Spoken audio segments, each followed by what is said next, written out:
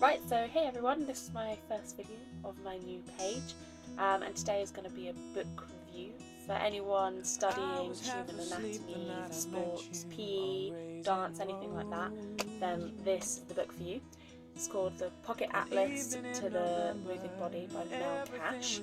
Mel Cash has been a massage therapist since 1985 and is now one of the world leaders due to his books and his presentations. He used to be a marathon runner and a triathlete, then he moved on to becoming a physio-massagist.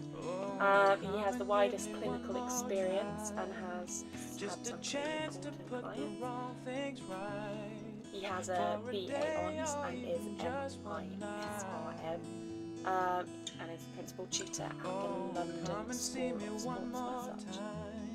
The reason I like this book so much is it basically got me through my first year of university doing anatomy.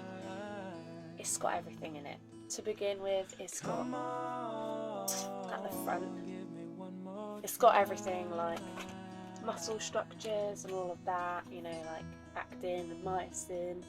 For those that study that, you'll know what that is. Everything explains what tendons are, it explains how your muscles recruit fibres, and then it goes on to the explanation of like synovial joints and all of that, like everything. And then what is really useful is it has like a little of like all the words that you need to know. So these ones are the words that describe movement. So when people are like, oh, flex your knee, I don't know what that means. Then basically this tells you it's got everything like flexion, extension, abduction, adduction, and then it has a lovely little description of that. And it shows you as well by a little man on the next page. And then it also has terms of location. Sometimes when you're reading like anatomy, it's like the anterior transverse process, and you're like, I've forgotten what all of those words mean. If you have, then it doesn't matter because it says them all here. It's brilliant.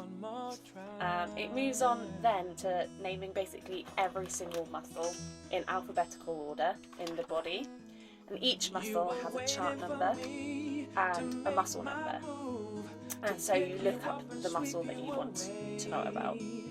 So if we say we want to know about the trapezius, nice easy one that everyone knows. So that is here under T. Don't know if you can see that. And its chart number is 9 and its muscle number is 7. So what you do is in the next section it has each numbers. So chart number 9, you go to number 9. So here it says number 9 and it's superficial muscles of the posterior torso. And then number 7, so it shows you where it is. Simple. But if you go to the further back, it also has it all in charts. So you go to chart number 9,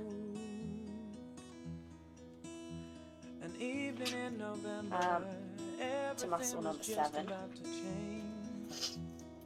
which is also called the posterior torso muscles, and it will say trapezius. It breaks it down into its 3 sections, so it's got trapezius upper, middle, lower, and then it's got its nerve origin, which is really useful to know, and then its origin, so like the occipital bone, and then the other ones are the C7 to T3, so it's a rhyme called to thoracic.